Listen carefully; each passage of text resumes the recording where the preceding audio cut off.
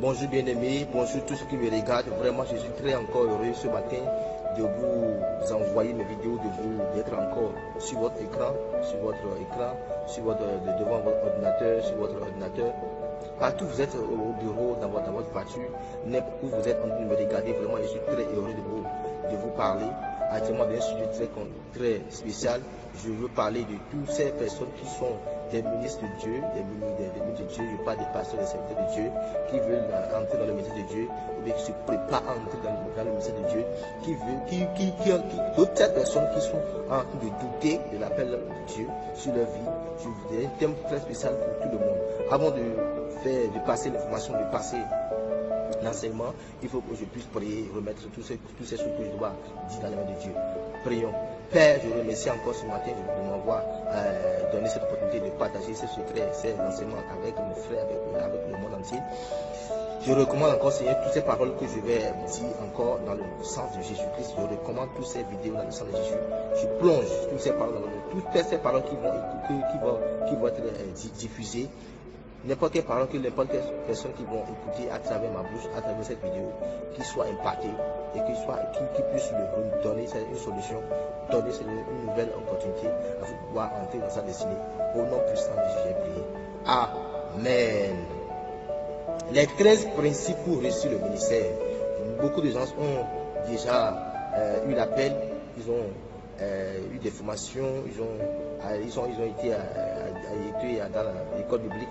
Vraiment, c'était impeccable. Ils ont reçu la puissance de Dieu. Dieu les a envoyés, les a préparés, les a envoyés. Ils sont dans le ministère, ils travaillent pour Dieu, ils servent Dieu, ils sont à la charge de plusieurs brebis. Comment il faut faire pour réussir le ministère? Les 13 principes. Dieu vous a appelé, c'est bien. Dieu vous a appelé. Est-ce que Dieu vous a envoyé? C'est ça, c'est une question fondamentale. Est-ce que Dieu vous a appelé? Est-ce qu'il vous a envoyé? Et tu ne dis pas que de dire que Dieu m'a appelé et de commencer le ministère, mais d'attendre le temps, d'attendre la voix de Dieu et de chercher à entendre Dieu. Oui, Seigneur, est-ce que tu m'envoies ou que j'attends? Il faut attendre. Donc, mon verset clé, c'est quoi? C'est Jean 19, verset 30. Jean chapitre 19, verset 30. Il a dit, tout est accompli, tout est accompli. Jésus a atteint son objectif, n'est-ce pas?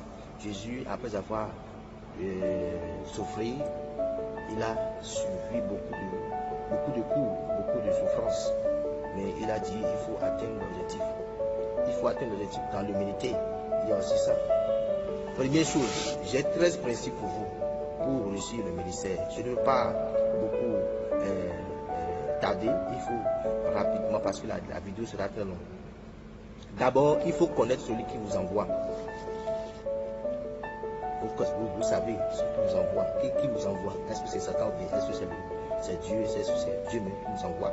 Connaissez celui qui vous envoie. Si vous connaissez celui qui vous envoie, vous devez savoir ce qu'il faut faire pour lui. Deuxième chose, il faut connaître votre mission. Quelle est votre mission?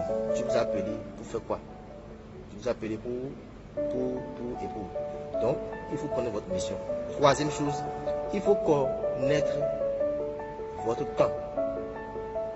À quel temps, quel moment vous devez faire cela, suivez-moi.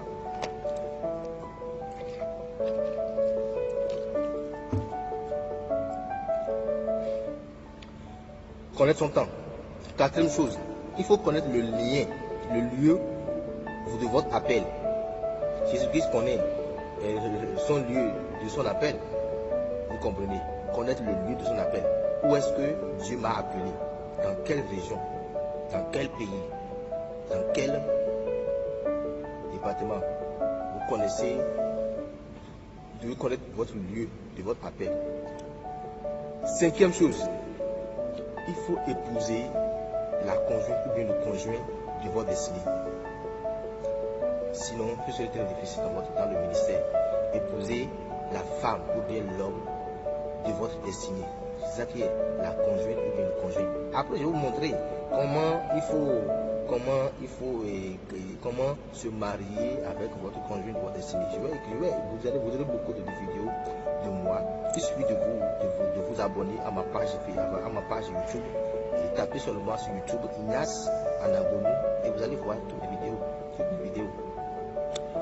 Sixième chose, il faut connaître son équipe. Il faut bien choisir.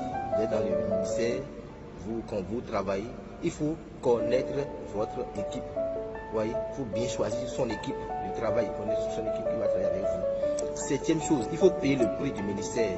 Jésus a payé le prix à la croix, il a souffert. Si vous vous demandez qu'est-ce qu'il a enduré à la croix, qu'est-ce qu'il a enduré au moment où les gens se classaient sur son visage,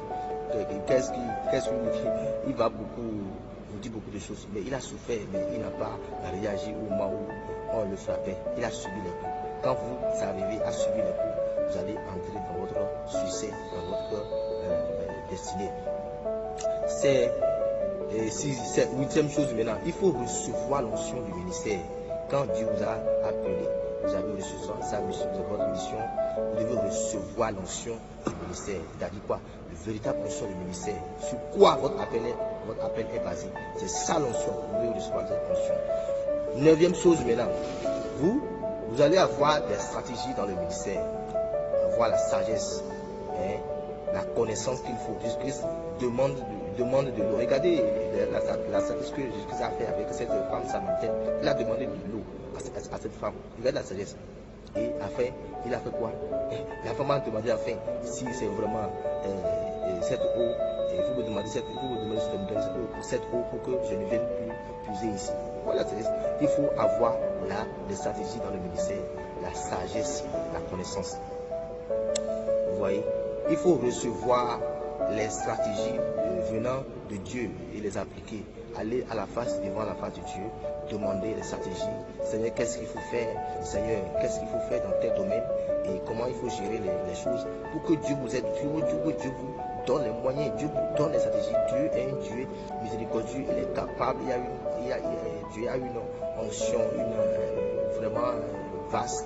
Et n'importe quelle chose que vous demandez avec sincérité, avec foi, avec cela, il peut vous donner rapidement. Alors, dixième chose, il faut détecter les ennemis du ministère. Détecter les ennemis du ministère, sinon il va arranger votre ministère, il peut vous éteindre le feu de votre ministère. Il faut détecter les ennemis de votre ministère. Jésus avait pour ennemi Hérode, tout juste après sa naissance. Vous voyez, Judas, c'est un ennemi. Il a détesté. Les Juifs aussi sont des éléments qui sont là. Il faut détecter les ennemis du ministère. Encore, il y a aussi les pharaons, le pharaon de votre ministère, les Judas, le Lord. Vous voyez, ce sont ils profitent de l'amour pour vous détruire. Il y a aussi les Satan. Satan, il nous amène à se prosterner devant eux, sachant qu'ils sont le Dieu des dieux. Il y a aussi les Achitophel. Achitophel, ce sont les conseillers qui peuvent vous amener à la chute. Donc il y a aussi beaucoup de choses les ennemis du ministère, dans le ministère. Ce sont les pharaons, les Judas, Lords, les Satan, les Achitophel. Là, c'est le numéro 10. Le numéro 11 maintenant, c'est quoi? Il faut utiliser l'instrument de son appel. Quand on parle de l'instrument de son appel, on parle de dons, on parle des paroles, on parle des choses que Dieu vous a dotées pour que vous puissiez accomplir cette mission. Des outils, quand on parle des outils, on parle des dons, des caractères qu'il faut pouvoir faire accomplir, utiliser dans le ministère. Quand on parle du numéro 12 maintenant, le numéro 12 c'est avoir le caractère du ministère. Avoir le caractère du ministère. Vous ne pouvez pas être évangéliste et avoir le caractère d'un prophète. Non. Évangéliste est évangéliste. S'il y a encore autre don, vous pouvez ajouter, mais il faut avoir le caractère du ministère. Le caractère, ce que nous sommes vaut plus que ce que nous prêchons. Ce que nous sommes vaut plus que ce que nous prêchons. Ce que tu es évangéliste plus que ce que tu dis. Donc il y a aussi le caractère. Alors, c'est le numéro 12. Quand je passe par là et je passe par là pour dire, le numéro 13 maintenant c'est quoi? Il faut respecter les interdits du ministère. Respecter les interdits du ministère. Il faut respecter les interdits du ministère. Il faut respecter les interdits, sinon tu risques encore de détruire ton propre ministère. Ce sont les 13 choses que je veux partager avec vous. Et il y a beaucoup de vidéos que je vais partager avec vous. Il suffit d'abonner à ma page YouTube. Vous tapez seulement sur YouTube Ignace Anagonou. I-G-N-A-C-E. Séparé Anagonou. A-N-A-G-O-N-O.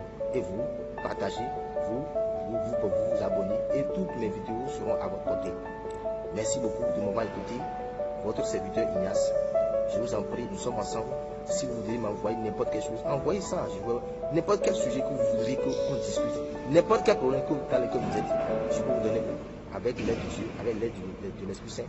On peut discuter et nous serons toujours ensemble. Soyez bénis dans le nom de Jésus-Christ. Shalom.